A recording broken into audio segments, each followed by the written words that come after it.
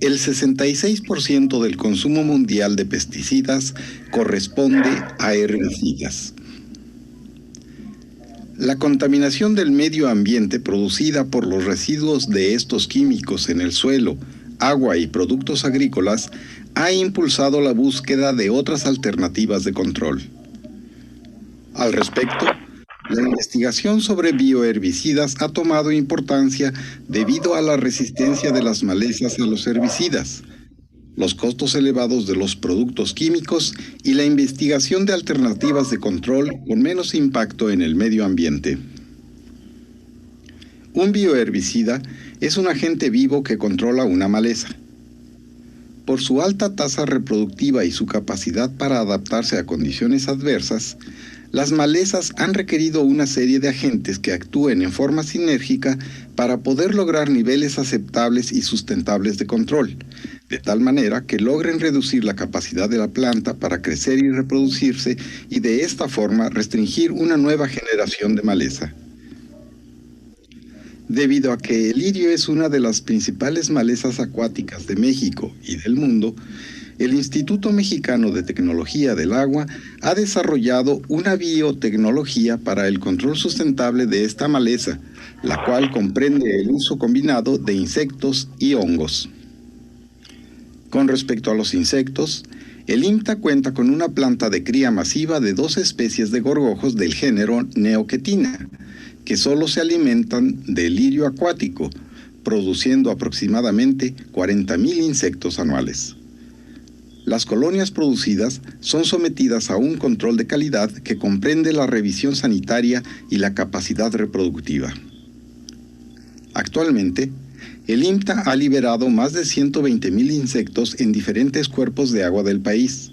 Sin embargo, el insecto como único medio de control no es suficiente, por lo que es necesario utilizar otros agentes que complementen los existentes. En este sentido, la idea de usar patógenos que atacan a la planta es una opción viable que se ha utilizado con éxito. En particular, se han empleado hongos patógenos por ser los parásitos que más afectan a las plantas, además de su fácil cultivo, inoculación y diseminación. Después de 3 décadas de uso, ningún intercambio genético entre estos patógenos utilizados en el biocontrol de malezas ha sido observado en la naturaleza.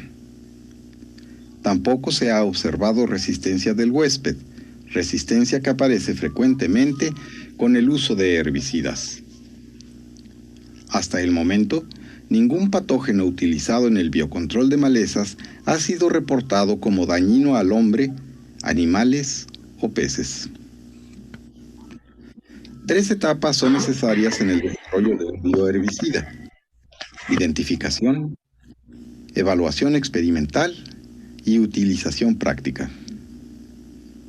En la etapa de identificación, el IMTA realizó una inspección de las enfermedades que atacan al lirio en 52 sitios que corresponden a 10 estados de la República Mexicana, de los 14 donde se ha reportado una infestación de esta maleza.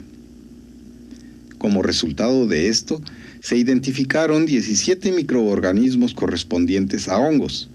Ninguna bacteria o virus fue detectado. Cada uno de estos hongos fue purificado y se procedió a determinar su patogenicidad a través de los postulados de Koch, determinando que los 17 son patógenos del lirio. De estos, 2 fueron seleccionados para desarrollarlos como bioherbicidas: Cercospora piaropi y Acremonium sonatum. Los criterios de esta selección fueron 2.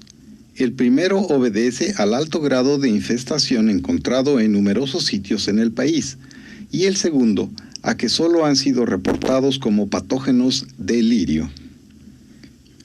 El siguiente paso fue determinar el rango de hospederos de estos hongos, para lo cual 34 especies pertenecientes a 23 familias de plantas de interés ecológico y económico de México fueron utilizadas para estas pruebas. Después de 60 días y 2 inoculaciones con los patógenos, ninguna de las plantas utilizadas presentaron los síntomas característicos provocados por estos hongos. Con base en estos resultados, se demostró que el uso de estos patógenos para el control biológico del lirio acuático no ocasionará ningún ataque a plantas de interés económico y ecológico de México. La etapa de evaluación experimental consistió en estudiar los métodos de producción masiva de los patógenos, técnicas de almacenaje y valoración de equipos de aspersión. Aunado a esto, se estudió una formulación que permitiera al patógeno sobrevivir a los rayos solares y a la desecación, problemas que todos los biopesticidas encuentran al ser aplicados en campo. Dicha formulación permitió realizar la aspersión hasta 4 horas antes de la puesta del sol, lográndose la infección de la planta. Por otro lado, en el control de malezas, es importante conocer aquellas etapas fenológicas en las cuales la planta es resistente o susceptible a una enfermedad. De este modo, la tasa de crecimiento, los mecanismos de dispersión y de propagación y las reservas de energía pueden ser algunos de los factores claves para su control. En el caso del lirio acuático, se ha observado que la reserva de carbohidratos aumenta en julio, alcanzando un máximo en octubre. Dicha reserva está ligada a la producción de nuevas plantas, es decir, a un máximo en la producción vegetativa de la planta y por consiguiente al aumento de la biomasa. Por otro lado, en la época de la floración, las plantas que no florecen producen el doble de nuevas plantas que aquellas que florecen. En el caso del lirio, al final del mes de octubre, es la época cuando la planta almacena el máximo de carbohidratos, los cuales necesitará para la floración y por consiguiente una reducción en la producción de nuevas plantas. Tomando en consideración lo anterior y aunado a que las condiciones climáticas de dicha época en la mayoría de las zonas donde se encuentra el lirio corresponden a una humedad relativa de aproximadamente 70%, temperaturas no mayores de 30 grados centígrados, radiación solar atenuada y ausencia de heladas, lo que nos indica las condiciones óptimas para la aplicación del control. Aunado a esto, el porcentaje máximo de oviposición del insecto se sitúa en este mes, por lo que la aplicación conjunta de estos dos agentes aumentará la probabilidad de control de la maleza. Para la etapa de utilización práctica, se seleccionó la presa Cruz Pintada en el estado de Morelos. Se realizó un primer muestreo para determinar la cobertura de maleza, así como biomasa y crecimiento de las plantas. Se determinó que de las 7 hectáreas que conforman el espejo de agua de la presa, 3 hectáreas son cubiertas por lirio. A principios de octubre se liberaron 2.877 insectos.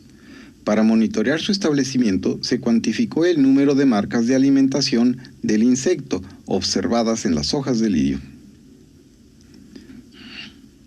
Un mes después de la liberación de los insectos y de corroborar su establecimiento, una primera aplicación de los hongos fue realizada.